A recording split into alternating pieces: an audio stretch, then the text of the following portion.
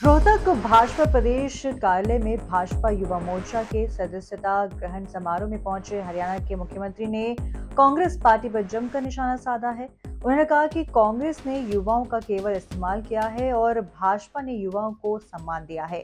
वहीं कर्नाटक से सांसद और भाजपा युवा मोर्चा के राष्ट्रीय अध्यक्ष तेजस्वी सूर्या ने भी भूपेंद्र सिंह हुड्डा से सवाल कर दिया और कहा कि हुड्डा बताए, क्या कांग्रेस पार्टी आम कार्यकर्ता को मुख्यमंत्री बना सकती है? मुख्यमंत्री नायब सैनी बोले कि ये बहुत खुशी की बात है कि आज हजारों युवा भाजपा में शामिल हो रहे हैं और मैं उनका स्वागत करता हूं। उन्होंने कहा कि हमारा युवा खेलों में तो आगे ही है, लेकिन युवाओं को राजनीति में भी हिस्सा लेना चाहिए। वही हमारा युवा मेहनत करता हुआ आगे बढ़ रहा है और आगे बढ़ते हुए उसमें एक विश्वास और जज्बा पैदा हुआ है कि मैं भी कुछ कर सकता हूं। आज हमारे युवा छात्र नेता भारतीय जनता पार्टी की सदस्यता को आज हजारों की संख्या में यहाँ पर ग्रहण करने के लिए आए हैं। मैं आप सबको बधाई भी देता और आप में कहीं न कहीं एक क्वालिटी है।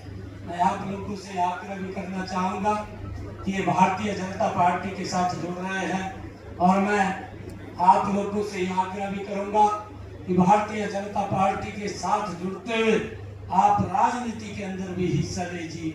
हमारा युवा खेलों के अंदर भी हिस्सा लेता है और भाई उद्योग लगाने में भी हिस्सा लेता है और राजनीति के अंदर भी आप जुड़ेंगे और जुड़ करके हिस्सा लेंगे।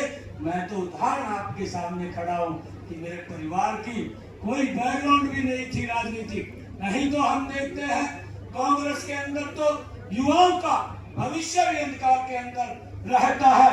लाखों युवाओं का जीवन बर्बाद करने का काम ये कांग्रेस पार्टी ने किया है। भाई उनको सजबाग तो दिखाए हैं, सजबाग दिखा करके परंतु उनके साथ शोषण करने का काम ये कांग्रेस पार्टी ने किया है। कांग्रेस ने तो युवाओं का भविष्य बर्बाद किया है और कांग्रेस पार्टी में नेता सिर्फ अपने बेटों को आगे करते हैं, लेकिन भाजपा सबको आगे आने का मौका देती है। फिलहाल पूरे प्रदेश में भाजपा के प्रति माहौल है और तीसरी बार भाजपा सरकार बनने जा रही है। युवा है, हमने युवा का उत्थान करना है, उसका उद्धार करना है और फिर युवा के बाद हमारा अन्नदाता है, हमारा किसान है, किसान को मजबूत करना है और भाइयों नारी को हमने सशक्त करना है, नारी के साथ साथ गरीब को खुशहाल करना है। ये हमारी पार्टी का देह है कि जब हम इन चार वर्गों को मजबूती से आगे बढ़ाएंगे तो ये देश जो आदरणीय प्रधानमंत्री जी का सपना है कि 2047 तक इस भारत को विकसित राष्ट्र बनाने का संकल्प आदरणीय प्रधानमंत्री जी ने लिया है। उस संकल्प के अंदर मेरे देश के युवाओं की ये महती भूमिका भाइयों होगी और आदरणीय प्रधानमंत्री जी के उस आह्वान के साथ मिलकर के हम इस देश को विकसित राष्ट्र बनाने में अपना संकल्प लेते हुए इस भारत को आगे बढ़ाने का काम करेंगे। उनका लक्ष्य किसानों, महिला और युवाओं को मजबूत करना है। उन्होंने कहा कि हरियाणा सरकार ने बिना खर्ची और बिना पर्ची के युवाओं को रोजगार दिया है, लेकिन 2014 से पहले हरियाणा का युवा हताश हो चुका था। अब युवाओं को विधायकों के चक्कर नहीं काटने पड़ते हैं।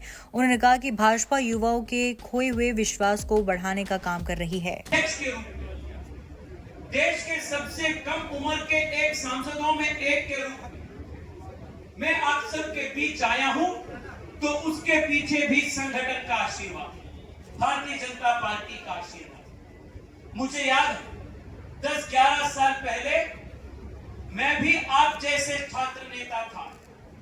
कॉलेज से विद्यार्थी परिषद के काम के करने के बाद युवा राजनीति में आने के लिए भारतीय जनता पार्टी ज्वाइन करने के लिए मेरे दोस्त के साथ एक टू व्हीलर एक बाइक पे मैं भी पार्टी ऑफिस गया था।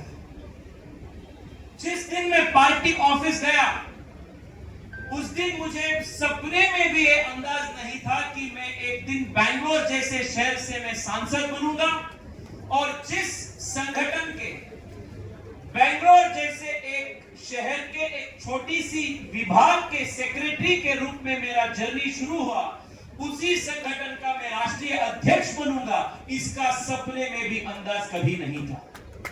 पर आज अगर मैं 30 लाख जनता की प्रतिनिधि के रूप से एक बार नहीं 2-2 बार सांसद के रूप में चुनकर आया हूं, युवा मोर्चा के कार्यकर्ता के रूप से शुरू हुए मेरे सफर आज युवा मोर्चा के राष्ट्रीय अध्यक्ष तक आज आया है, तो ये भारतीय जनता पार्टी के शक्ति और जैसे इस संगठन में अच्छे काम करने वाले कार्यकर्ताओं को, युवाओं को, आपके सरनेम, आपके खानदानी बैकग्राउंड, आपके पास कितना बैंक अकाउंट है, कितने पैसा है, ये कुछ नहीं पूछे बजाय आपको एनकरेजमेंट मिलता जाता है। ये सिर्फ और सिर्फ भारतीय जनता पार्टी के कल्चर में है साहब।